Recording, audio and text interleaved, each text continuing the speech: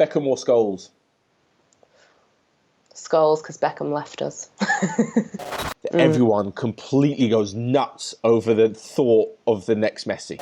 I've just remembered, Ryan's like, don't shout at the beginning of the video. So I'm going to do a super quiet intro. So, that and more coming up as myself and Angelina are here for loads of your questions, as always. I'm going to start this week with Marty59, who's asking, if Newcastle get taken over, does this ruin the future of young players like the Longstaff brothers and Joel Linton?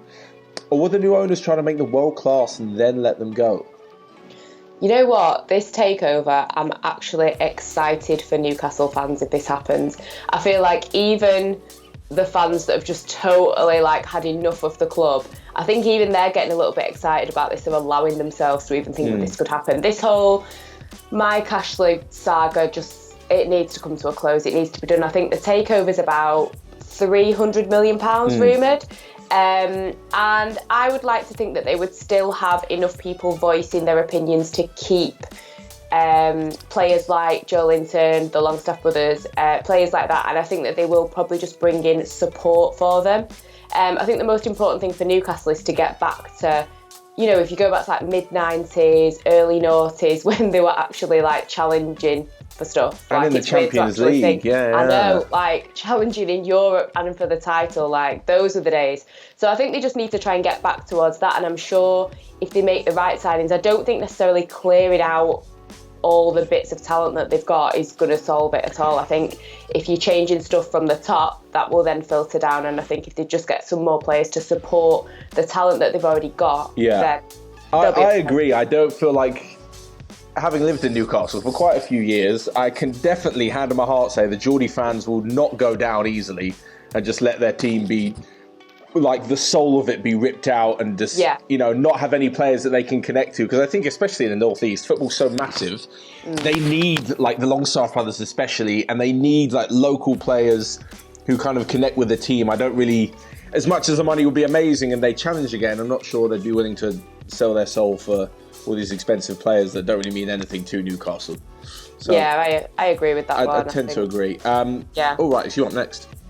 So this is from Yash Gangodkar. So, do you think Barca need any reinforcement in the attacking department, or do they need a creative midfielder and a backup central defender where they lack?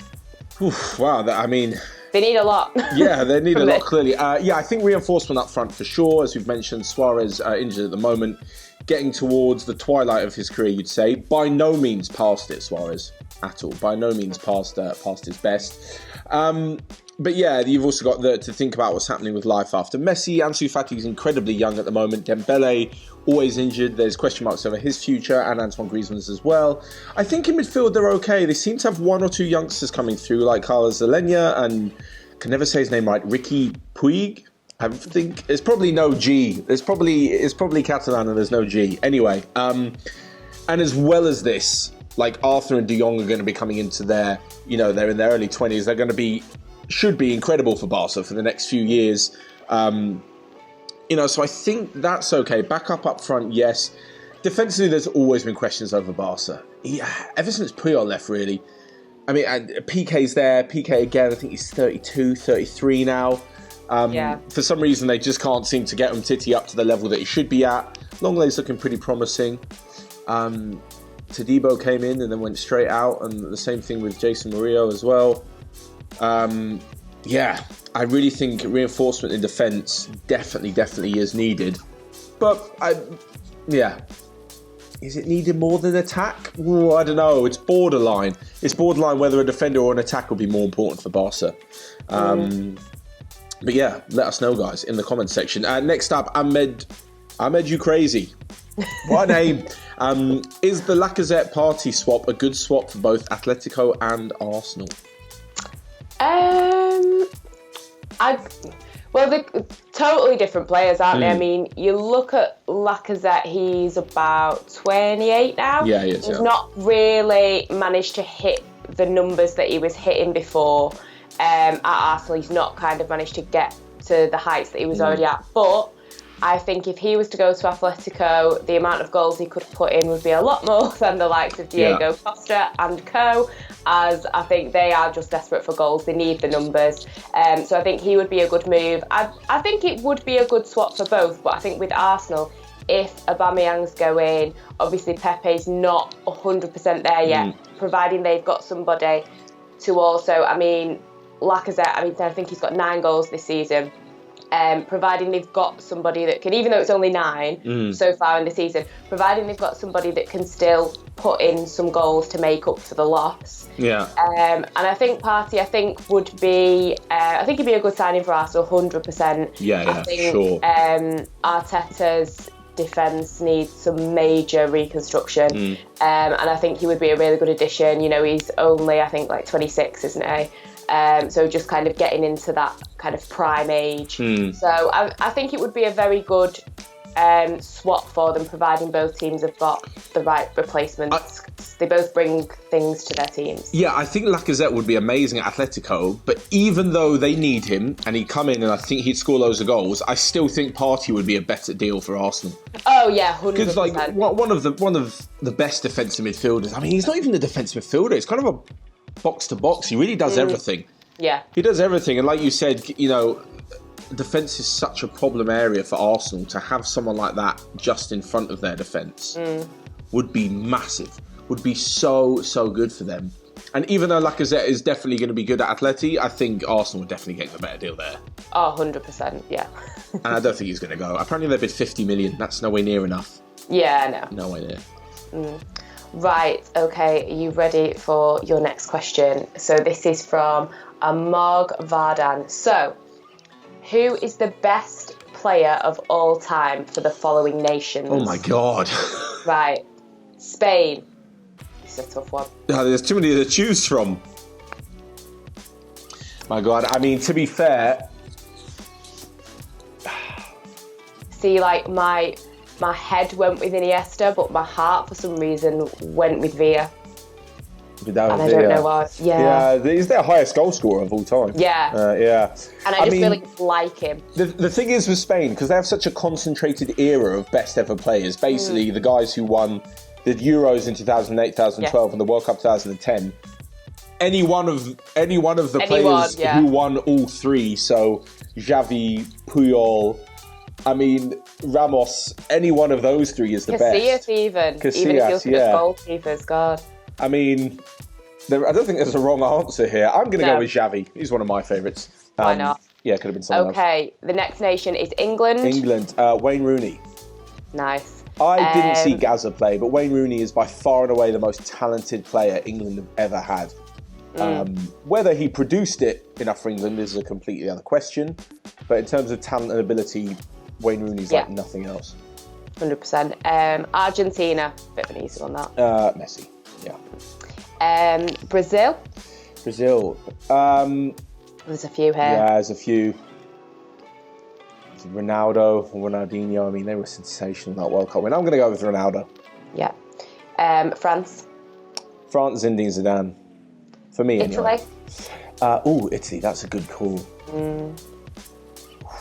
See, not that I watched him play too much, so I can't say, but Baresi, according to many sources, was a defender like no other. Maldini as well. Yeah, Maldini too. It's a tough one, the greatest ever player. Maybe Roberto Baggio. Okay. And your last one is Germany. Oh, Germany's best ever player. Again, didn't see him play, but Beckenbauer, something rather special. Him. Obviously, Gerd Müller has an insane amount of goals. So yeah, probably one of those two. In a more modern era, certainly something that I remember. I mean, Michael Ballack was insane. Bastian Schweinsteiger as well. I'd probably put Schweinsteiger there. So yeah, that's a good one. That's tough because I can't really call without having seen them play too much. Right, there's a quick fire for you next from Vishak Shivaraman. Okay. Said, quick fire for Angelina. Beckham or Scholes? Scholes, because Beckham left us. Moyes or Van Gaal? Van Gaal. Okay, wow. No argument there. Barcelona 99 or Moscow 2008? See, I'm going to go Moscow 08 just because I remember that one more as I was quite small at 99. Also, Terry crying is quite funny. Amazing. Messi or Ronaldo? Well, I'm going to have, if it's a United theme, I'm obviously going to go Ronaldo because Messi hurt us massively in the Champions League. So, yeah. Man City or Liverpool? Whichever answer I give will be wrong. Yeah. So I would probably say, again, just from more my era of watching football, City have been more of a contender of recent years, but mainly City, and they're closer. Like when I'm in Manchester, I have to drive past the stadium and it upsets me. So Jesse Lingard or Alexis Sanchez? Lesser of two evils. Yeah. Lingard, because he at least did a few things, didn't he? He scored a winner in the cup final, if I'm not mistaken. Yeah, exactly. We'll give him that. Yeah, true. Yeah. Perfect. Thank you very much. Right, love the vids from India, he says. There we go. Right, so the next one is from Destroyer of the Realms. This is saying, has Kimmich reached the potential of becoming the next Lahm? If not, can he do it? Personally, I think I don't see why he couldn't be. He's certainly got the potential. He's certainly got the ability. I've watched Kimmich quite closely the last few years, and even got to see him play against Spurs this year in the Champions League. Yeah, and he's ridiculous. I mean, and for someone in the last few years who was so young, I mean, now I think he's 24, maybe 25. For someone who was so young, had such an incredible head on his shoulders, and that's really what kind of strikes me in the similarities to Lahm. Like, mentally is just up there with the best in the world in terms of drive and ambition and kind of mental strength. And he can play in various positions, much like Lahm can. He's an exceptional reader of the game, tactically from many different viewpoints on the pitch, which allows him to play across defence and in midfield. So yeah, I don't see why not. In terms of if he was to be considered as good as Lahm, it would have to be with the national team as well. Yeah. And I think he will be the future captain of Germany. And if he can win a World Cup, then you'd probably put him up there with Lahm. If he can't, it's not necessarily just his fault, it's a team thing. But yeah, I mean, certainly if anyone's going to replicate Lahm's career, it's going to be him, because it's unbelievable. Some of the stuff he produces, and yeah, honestly, I really, really am a big fan of his. If you couldn't tell by that last 2 minutes of saying how amazing he is. Right, next up, Dankfet has said, has Hirving Lozano been a flop at Napoli? See, obviously, the season has been disrupted, so far, you've got to say haven't you? I mean, he was those 2 seasons at PSV, I mean, he was hitting like 19, 21 goals or something like that. And I think he's got 3 so far.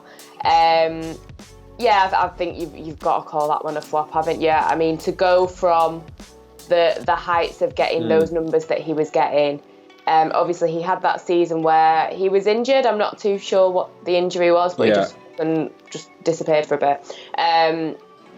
And then I thought that with that time off, he would have come into Napoli like fresh start and absolutely gone for it. And I think the fact that he's not, it has been a flop. And I wouldn't be surprised to see if they just get rid, to be honest, if there's someone else that they can bring in instead. Yeah, that's the thing. If there's someone else who's proven they can play now, then good, because you know, they spent, what was it, 40 million, I think? It was something stupid like that. 40 million, which was a record sale for any team in the Eredivisie in the Netherlands. And it's fair to say he hasn't taken to Serie A like a duck to water.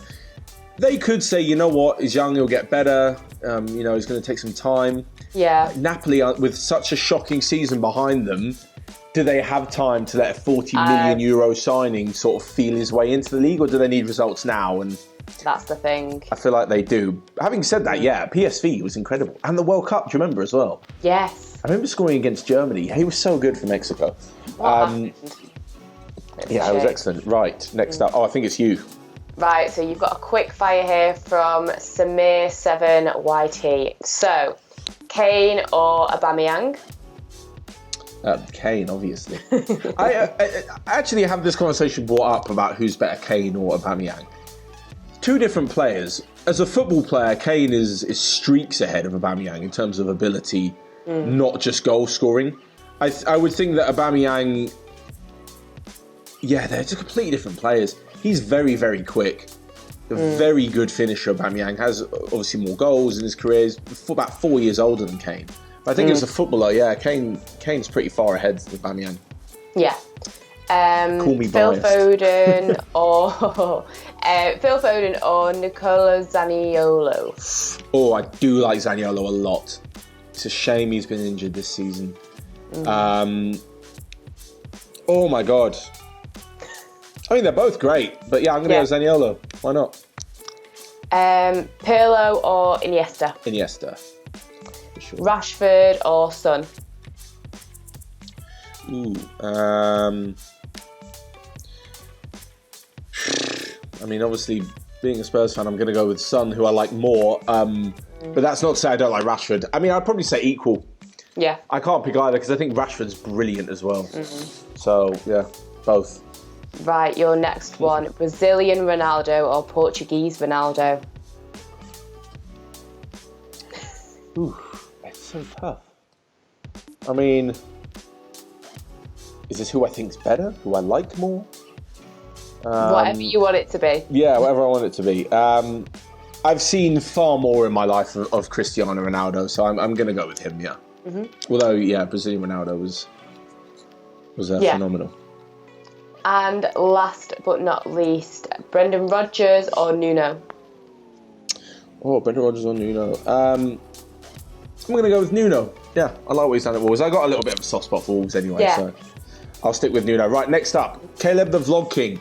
These names get better every week. Yeah. There are rumours now linking Raul Jimenez to Man U or Chelsea. Do you see it happening? And if so, should Wolves wait until next year's window to get more money out of the deal?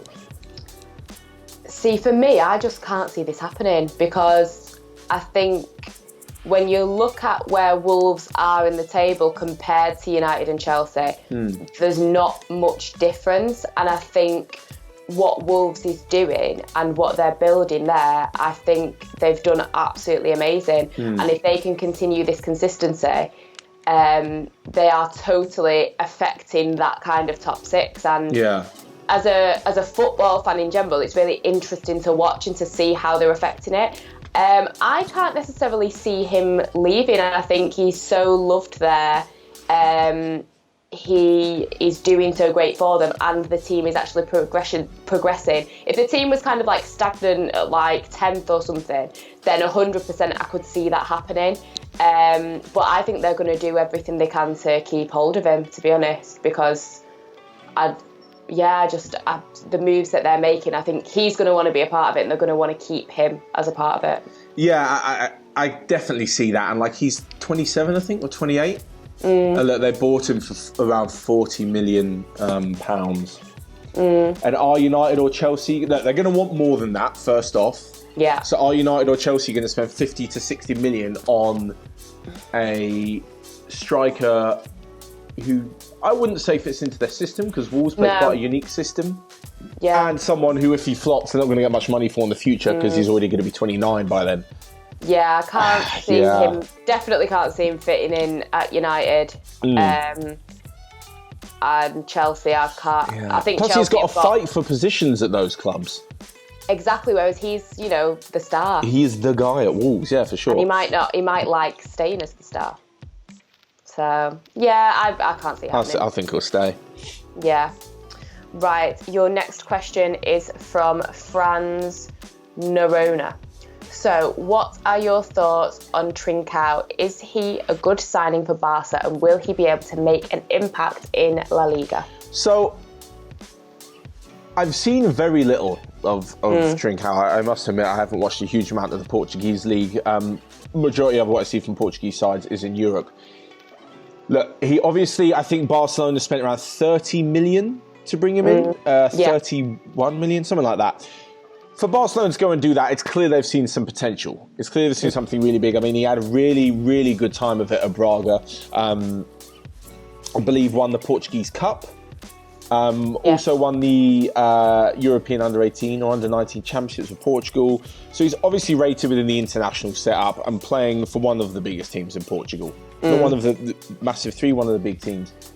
Looks like a very good attacker. And I guess the point is nowadays, 31 million is expensive, right, for a guy so young.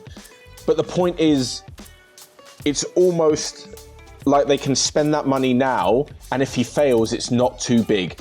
If you were to let someone like that go on, right, even for one more year, even if Trincao was to go on for one more year at Braga, have a fantastic season, a kind of João Felix season that he had at Benfica, then it's one summer later, suddenly everyone's interested in him, everyone wants his signature, and you're going to have to spend 100 million. Then, if he goes on and flops, right, has João Felix flopped? You know, that's another conversation. The same thing with Ousmane Dembele. He was bought in for over 100 million at age 18 or 19. Then you've got a big question on your hands. Yeah. Then you've got a question mark of this and that. Bring him in for 30 million now. If he never even makes the first team and you sell him for about 10 million in a few years, people might not even remember. So I think it's a good bit of business. I've completely negated whether or not he'll be a good signing, but honestly, I think that it sounds stupid, but it is a wait and see thing. He did very well at Braga. There shouldn't be as much pressure on him in the first team as there would be on another massive signing like they've made, like a Griezmann signing, or whoever else they bring in for 50, 60, 100 million. But yeah, it's far too early to say. What I would say is that I know it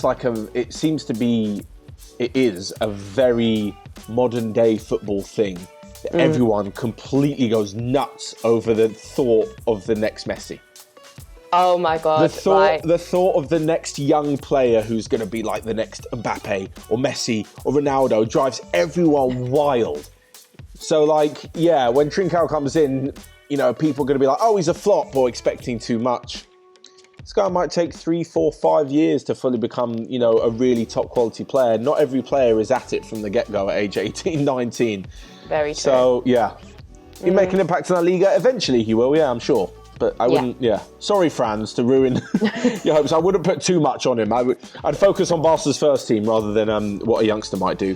Next up, John Nicker said, what has been Pep's best and worst signing for Man City and Klopp's best and worst signing for Liverpool?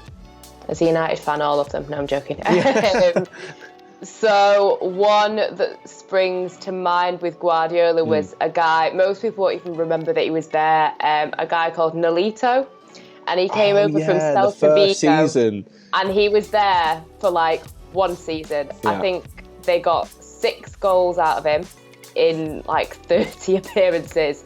Him and his family just hated the UK. They didn't like England. They didn't like Manchester. So he went off to Sevilla and he's been there ever since. But I've read about that actually. Yeah. It was a very random one. I think he'd been at Barcelona in the past or something, so maybe, I don't know, Guardiola thought that. I think the thing is, he transferred from Celta, and in Galicia there's terrible weather. Yeah. So you would have thought that he'd be used to England. They were not fans. Him and his family were not fans. Yeah. So they went back to Spain and they're very happy in the south now. So I think for me, and as much as it pains me as a United fan, he's made a lot of amazing signings. I would probably say Bernardo Silva, for me personally.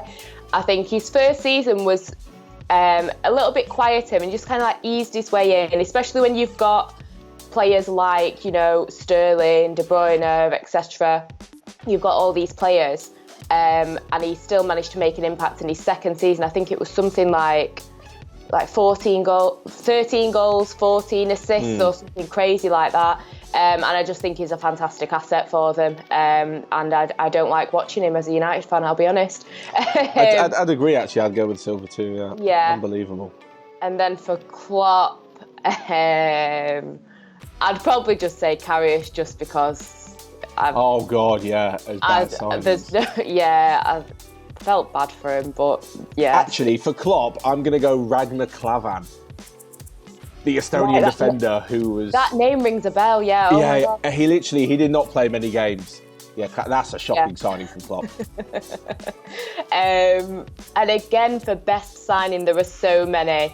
I'm probably going to go with the hype one that everyone will probably be saying in Mo Salah, just because, I mean, what has he scored, like 90 goals or something like that for Liverpool? I think he's just been he was an amazing signing. I think what he brings to the club, the goals. Especially for like 33 million, 34 million?